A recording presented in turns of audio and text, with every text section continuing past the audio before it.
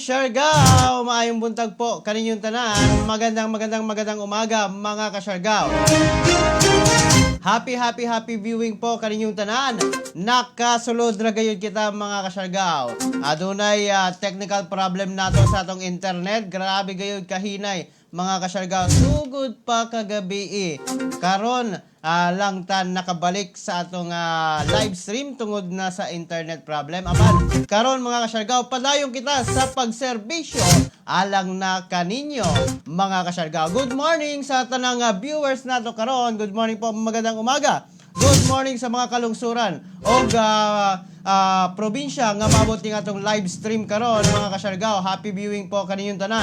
Good morning sa tanang taga-Dapa, San Isidro, San Benito, Santa Monica, Burgos del Carmen, General Luna, Socorro o Pilar. Magandang umaga po. Good morning kaninyong tanan. Good morning, Kang John Rex Hapzon. Salamat, magandang umaga. Good morning, Kuya G. Thank you po sa pagsuporta. Salamat. Good morning, Kang Vernie Inson. Salamat, magandang umaga. Good morning, mga ka-Siargao. Dili na ta maglangan, mga ka-Siargao, atong pagasayron karon ang kahimtang sa atong panahon. Pinaagi na ni Ana Cloren. Dala pa rin po nito yung maulap na kalaytan at may kalat-kalat na mga pag-ulan, mga pagkidlat at pagkulog sa may Nueva Vizcaya, Quirino, Aurora, Nueva Ecija, Bulacan, Rizal, pati na rin po sa may Quezon. Yung northeast monsoon natin umiiral sa lalabing bahagi pa ng northern Luzon, ngunit magdudulot din po yan na maulap na kalaytan na may kasamang mga pag-ulan sa may Cordillera Administrative Region at sa lalabing bahagi pa ng Cagayan Valley at ng Central Luzon. Sa may Ilocos Region, posible rin yung mga isolated light rains dala rin po ng northeast monsoon o ng amihan. Dito sa Kamaynilaan at sa nalalabing bahagi pa ng ating bansa, kung makikita natin sa ating satellite imagery, ay halos manipis na kaulapan lamang yung bumabalot at kung ulan man, ayan po ay mga panandali ang buhos ng mga pag-ulan, dulot po yan ng mga localized thunderstorm. Wala tayong binabantayan ngayon na anumang sama ng panahon na posible makaapekto sa anumang bahagi ng ating bansa. Ako naman po tayo sa Kabisayaan at sa Mindanao. Maghapong maaliwala sa panahon po ay naasahan natin dyan at may tsansa ng mga panandali ang buhos ng pag-ulan sa hapon or sa gabi. Nagbibigay po tayo ng mga babala o mga thunderstorm advisory sa ating Facebook at Twitter account. Sa Iloilo, Metro Cebu pati na rin sa Tacloban, ang inaasahan natin maging agwat ng temperatura bukas ay mula 24 hanggang 30 degrees Celsius.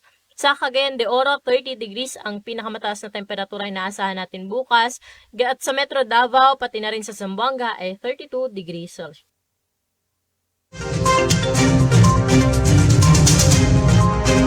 Mao mga ka-Siargao ang latest update sa kahimtang sa atong panahon mga ka-Siargao. Adto na gyapon yung mga pag-ulan apan hinay na lamang kini mga ka-Siargao. Atong tawagan karon ang atong ka-Siargao nga si Mark James Lisondra sa iyang report karon sa kapulisan.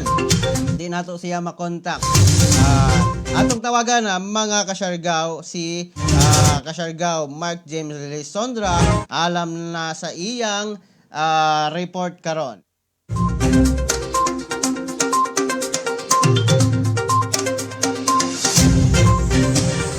Kamusta kamo mga ka-Siargao? Kamusta ang inyong Monday o Tuesday? Salamat sa pagtutok po.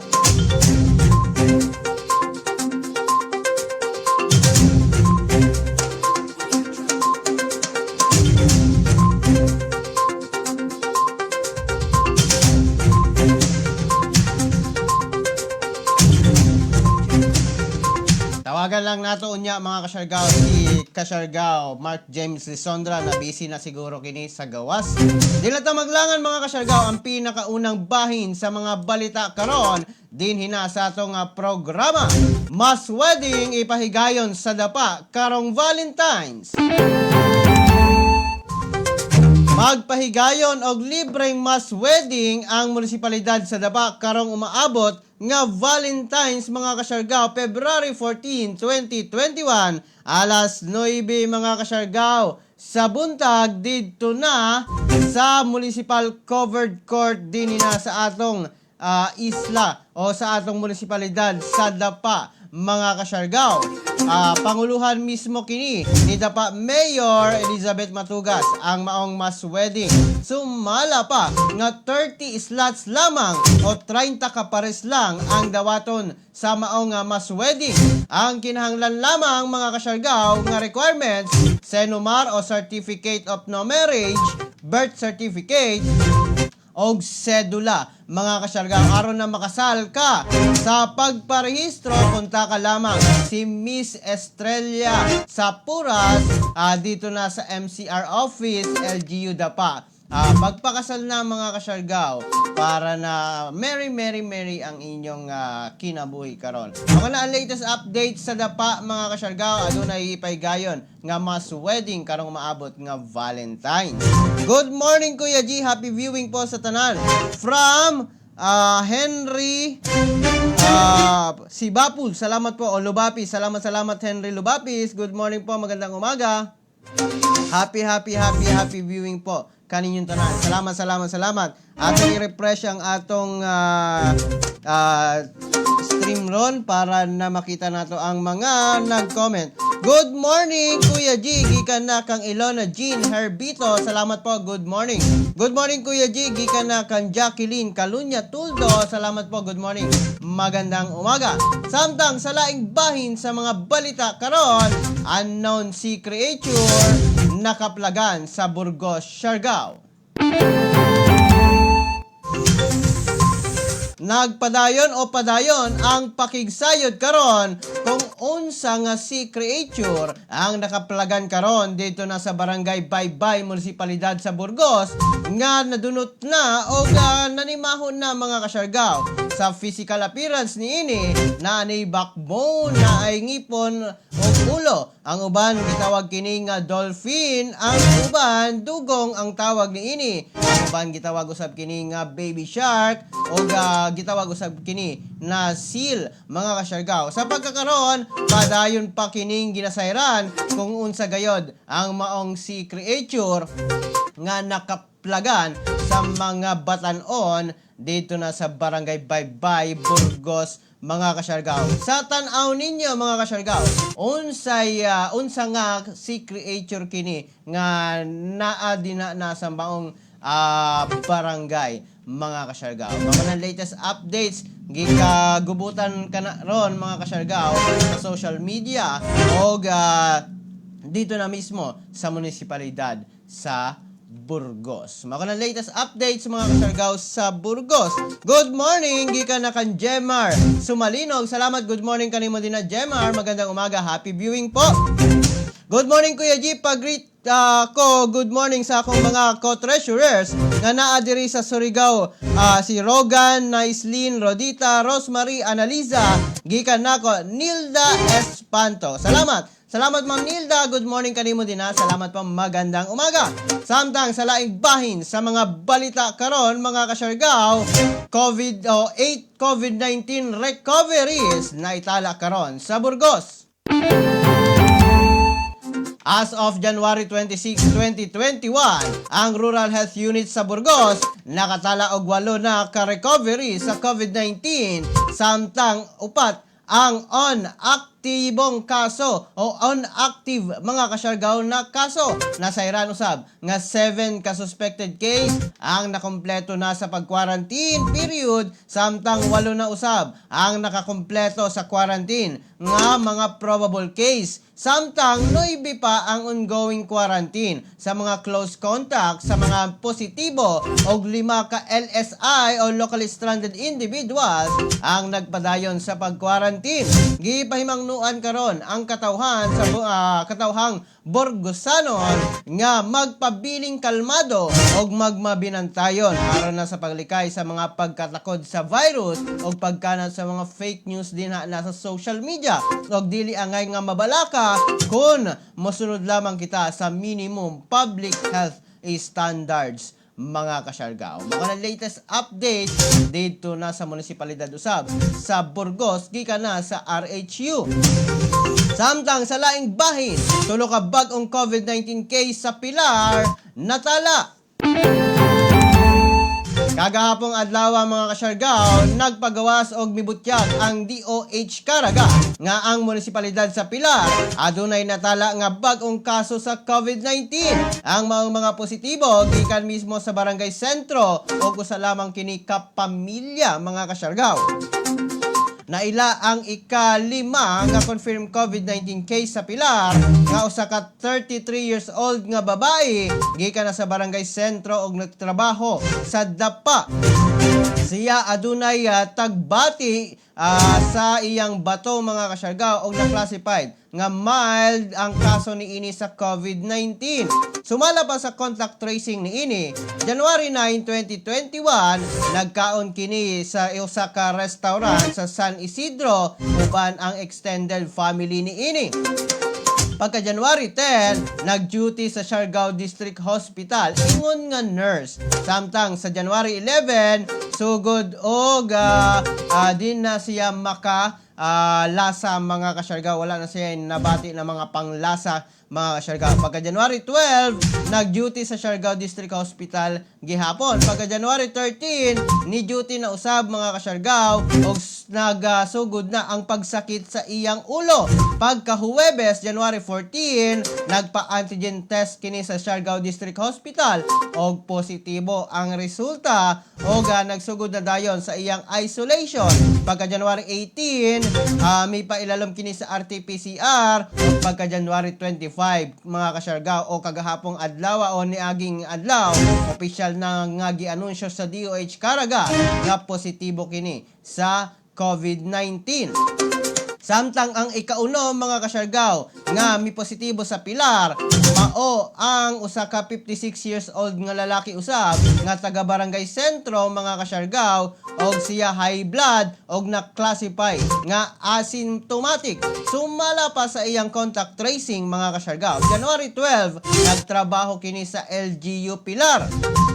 Pagka January 13, nagtrabaho sa LGU Pilar usab. January 14, nagpa-antigen test mga kasyargaw dito na sa Siargao District Hospital para na sa iyang travel requirement og positibo ang resulta ni ini sa antigen. Nagsugod na dayon ang iyang isolation. Pagka January 18, may pailalom kini sa RT-PCR. Pagka January 25, official na nga gi-anunsyo sa DOH Caraga nga positibo kini sa COVID-19. Pagka ang ikay-pito mga kasyargaw nga may positibo 55 anyos nga babae taga barangay sentro Pilar gihapon og nakabati kini og asymptomatic mga kasyargaw og kini walay tagbati sa iyang kalawasan. Sumala pa sa contact tracing, January 12, nagtrabaho kini sa Pilar District Hospital. Pagka January 13, nagtrabaho gyapon sa Pilar District Hospital. Pagka January 14, nagpa-antigen test sa Siargao District Hospital og positibo gyapon sa antigen. Nagsugod dayon ang isolation. Pagka January 18, may pailalom kini sa RT-PCR. Pagka January 25, mga kasyargaw, nagawas ang resulta nga positibo kini sa rapid test sa RT-PCR test mga kasyargaw. Samtang ang confirmed case gikan na sa Barangay Caridad mga kasyargaw naka-recover na base na sa test results ni ini gikan na sa Surigao del Norte Provincial Hospital. Mga latest updates dito na sa Pilar, mga kasyargaw. Good morning, Kuya G. Gikan na kang Kian Solyo. Salamat, magandang umaga. Good morning, Kuya G po. Pa-shoutout naman sa ako bana nga si Michael Espihon. Salamat na mati kuman. Salamat kang Ma'am Mary Jane Elliot Espihon. Salamat po. Good morning.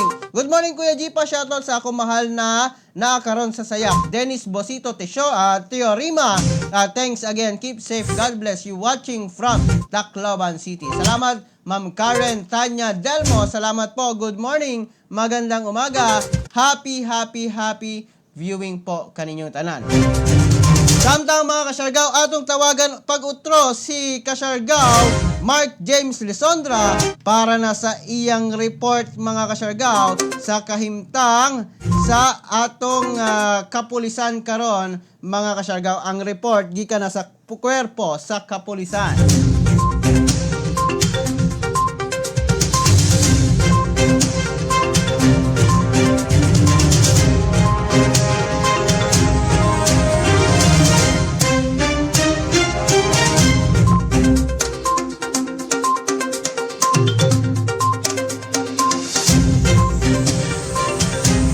buhaton mga kasyargaw si kasyargaw Mark James Lisondra alang na sa report sa duwa ka batan-on nga nanagat gamit ang fine mesh net nadakpan. Ang dugang detalye report ni kasyargaw Mark James Lisondra. Good morning.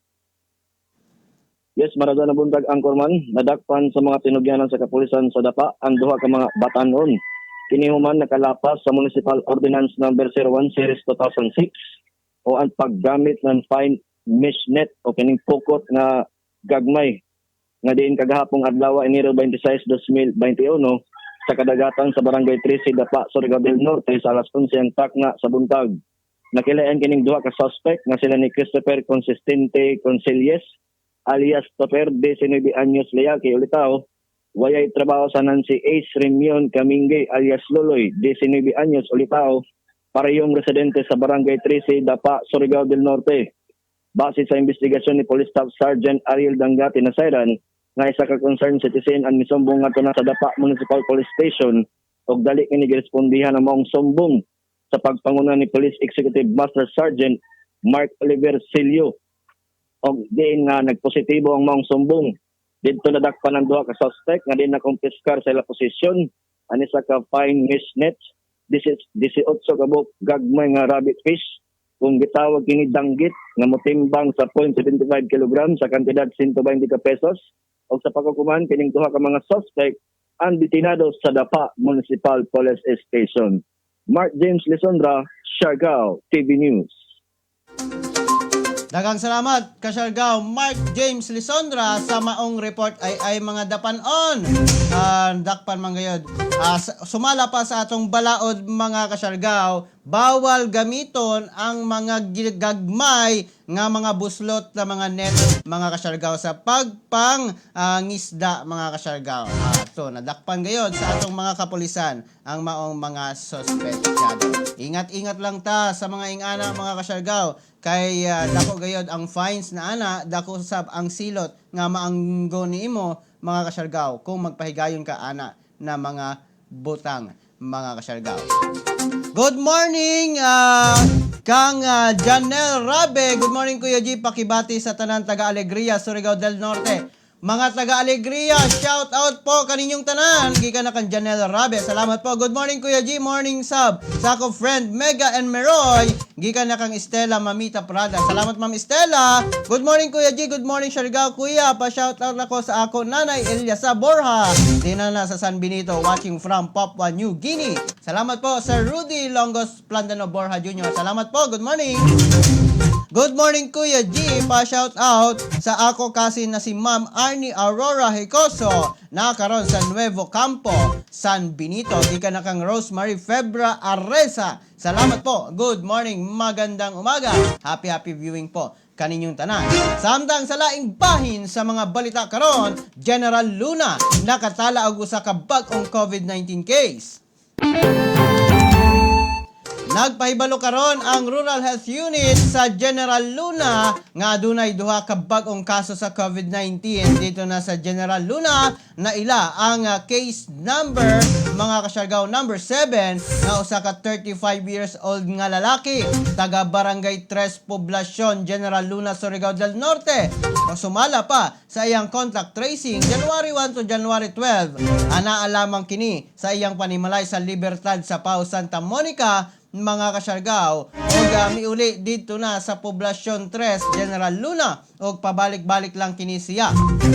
Pagka January 13, ni drop by kini mga kasyargaw sa usa ka remittance og courier center sa Dapa aron na sa pag-pick up sa usa ka parcel nga ana ang mga kasyargaw sa maong Dapa og miuli dayon sa Santa Monica. Pagka January 14, mibalik kini sa General Luna og dito nagpahulay mga kasyargaw. Pagka January 15, misubmit kini og antigen swab test mga kasyargaw og nagpa-antigen test kini og ang resulta positibo ang antigen. Pagka samtang ang RHU staff mga kasyargaw dali nga gi-inform og dali nga gipahigayon ang contact tracing sa maong personahe mga kasyargaw o asymptomatic kini ang mga kasyargaw. Pagka January 16 to 17 ana kini sa strict home quarantine mga kasyargaw. Pagka January 18 gidala kini sa dapa hospital para na sa RT-PCR test mga kasyarga. Pagka January 19 to 23 naka-strict home quarantine gihapon. Pagka January 23 may resulta ang RT-PCR niini nga positibo mga kasyarga. Pagka January 24 pataas ang pasyente ana sa strict home quarantine ug stable ug asymptomatic ang kondisyon. Pagka January 25 ang RHU General Luna ipahibalo sa maong resulta mga kasyargaw dito na mismo gikan sa DOH mga kasyargaw. Samtang ang mga naka-direct na contact niini mga kasyargaw o ang contact trace niini sa mga nagkadaiyang tao negatibo ang ilang resulta mga kasyargaw. Mga latest update sa General Luna karon mga kasyargaw. Good morning Kuya G, pa-shoutout ko sa ako bana si Pedoy na sa GL amping sa pag-uli sa Burgos. Yes po, salamat. Gikan na kang Crazy Q. Salamat Ma'am Crazy Q. Salamat, good morning. Samtang sa laing bahin sa mga balita karon, munisipalidad sa Claver magpahigayon og libreng antigen test. Ang local government unit sa Claver sa pagpangulo sa mayora ni ini nga si Mayor Georgia Gokyangki magpahigayon o mi-offer sa free antigen test ngadto na sa mga incoming Clavernons residente sa Claver nga adunay medical reasons o residente sa Claver nga adunay mga valid reason sa pagpahigayon sa antigen test. Sa mga Clavernon nga gustong mag-avail, kontaka lamang ninyo ang RHU Claver. Pinaagi na sa hotline ni ini nga 0951-404-3524. Akong usbon 0951-404-3524. Nagpahinumdum sab kini nga ipadayon ang mga minimum health protocols sa nagkadaiyang barangay sa Claver. Ako ng latest updates dito na sa munisipalidad sa Claver, mga kasyargaw. Samtang sa laing bahin sa mga balita karon, Dinagat Islands 1 week na nga COVID-free. Ang tibok probinsya sa Dinagat Islands karon usa ka semana na nga walay bag-ong COVID-19 new active cases. Kini sumala pa sa resulta sa padayon o kini sumala pa resulta sa padayon nga suporta sa komunidad niini og hard work sa mga frontliners sa nagkadaiyang interagency task force gikan na sa provincial level hangtod na sa barangay level mga kasyargaw. Maong padayon nga nagpahinumdom ang maong probinsya sa katawhan niini nga magpadayon sa pagtuman sa health and safety protocol. Congratulations Dinagat Islands. Samtang mga kasyargaw, atong pag-asayron karon ang COVID-19 update sa Caraga Region. As of January 25, 2021, we have 54 new confirmed positive COVID-19 cases. For aerial distribution, 1 case from Kitcharao, Agusan del Norte, 1 case from Kauswagan, Cabadbaran City, 12 cases from Agusan del Sur, from municipalities of Santa Josefa, 11, Prosperidad, 1, 15 cases from Surigao del Norte, from municipalities of Burgos, 3, Pilar, 3, Dapa, 2, San Benito, 2, Santa Monica, 2, and 1 case each from General Luna, San Isidro, and Tubol. 2 cases from Luna, Surigao City, 2 cases from Surigao del Sur, with 1 case each from municipalities of Lianga and Tagdina, 3 cases from Bistig City, from Barangays Tabon, 2, Mangagoy, 1, 8 cases from Tandag City, from Barangays Dagokdok, 5, Pandanon, 2, Rosario, 1, 10 cases from Butuan City, from Barangays Aupagan, 2, Daguhoy, 2, Doongan, 2, and 1 case each from Antungalon, Diego Silang, Limaha, and Taligaman. For classification of cases, we have recorded 40 local transmission cases, 7 cases with no travel history to an area with local transmission, and 7 cases with travel history to an area with local transmission. For status of condition, 42 cases are symptomatic, 11 have mild, and 1 severe. For status of management, 54 cases are quarantined, monitored, and managed accordingly. As of January 25, 2021, for Caraga cumulative COVID-19 cases, we now have a total of 5,841 confirmed cases, 717 active cases, 4,870 recoveries, and 254 deaths. Mao kana mga kasyargaw, ang latest updates nato mga kasyargaw sa kahimtang sa COVID-19 dinhi na sa rehiyon sa Caraga. Good morning po sa tanang viewers nato. Salamat sa inyong pagtutok. Salamat mga kasyargaw. Happy viewing po kaninyong tanan. Atong i-refresh ang atong stream. Kay murag wala ko kakita ng mga bag-o nato na mga commenter. Salamat po. Good morning kaninyong tanan mga kasyargaw. Happy viewing po kaninyong tanan. Samtang sa laing bahin sa mga balita karon, gobyerno gisiguro nga makakuha og igong supply sa bakuna. Ito po para hindi po Bisan pa sa tumasak. adunay kakulangon aron sa global supply sa mga bakuna, gisiguro ni National Task Force Chief Implementer og Vaccine Czar Secretary Carlito Galvez Jr. nga ang gobyerno makakuha gyapon sa kafin 180 million doses sa bakuna aron aduna kitay reserba nga supply kung aduna man galing problema sa delivery niini. Ang pamahayag gikan mismo kan Secretary Galvez. Marami po tayong challenges. Ito po para hindi po tumaas ang expectation natin. Nakikita natin maraming shortfalls sa supply. Nakikita natin nag-cut ang mga manufacturer ng 50% or 60% na kanilang manufacturing. But we will do our best na makuha po natin yung mga vaccine na kailangan po natin. Kaya nga po 7 na portfolio ang kinuha natin para yung mga kinuha natin, yun ang mga magpo-produce ng billions of doses this year and next year. Kaya po, kinuha namin 148 million, wala pa po ang COVAX, 180 million, more than the herd immunity that we want to have. Para meron po tayo, kung may problema tayo sa supply, meron ding mga iba na mga naka-reserve po tayo. So ibig kasi kung aasa lang po tayo sa isang brand, magkaroon po ng problema, ay mag-iintay na po tayo. Kami po ginawa po namin, may mga reserve po kami, meron kaming redundant na mga supplier na pagka once na yung isa hindi nakapag-deliver, isa-isa tayo kukuha ng natin. Kayo po ay magtiwala sa lahat ng vaccine na kukunin po natin.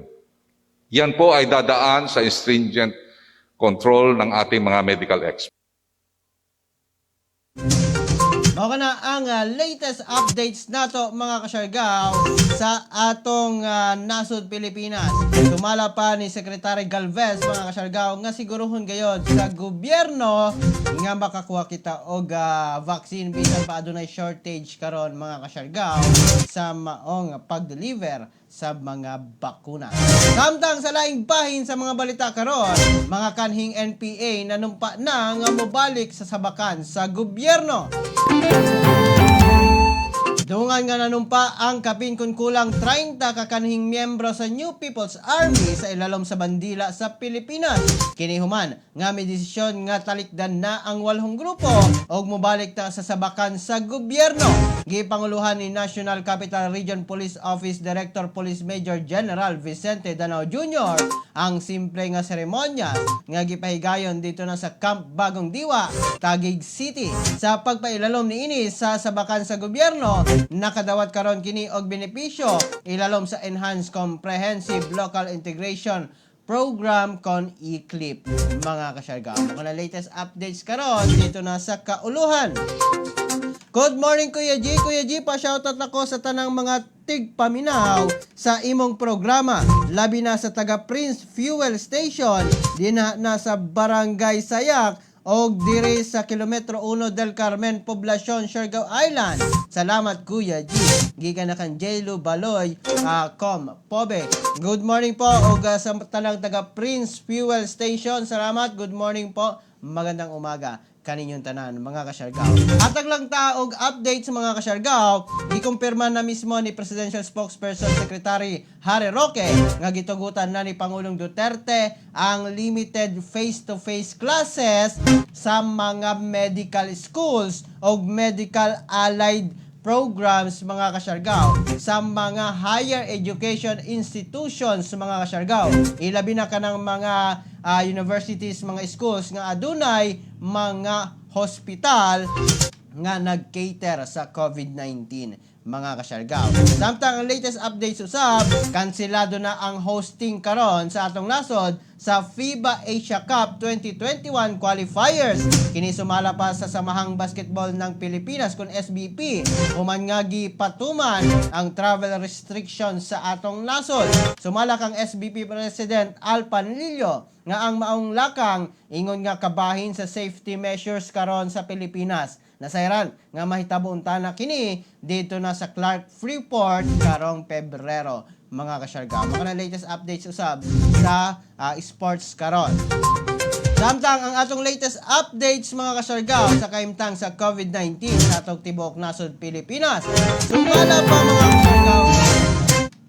Sumala pa mga kasyargaw sa atong latest updates nga nakuha sa Department of Health January 25, 2021 mga kasyargaw.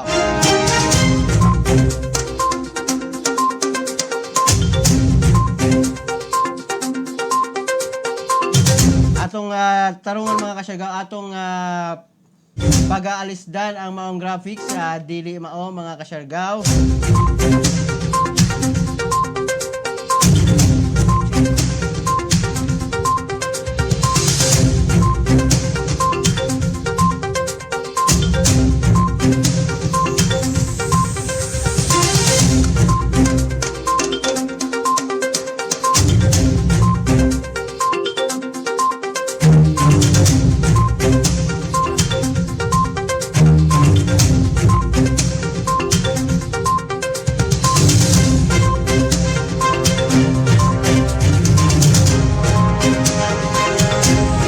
Na-fix na nato mga kasyargaw.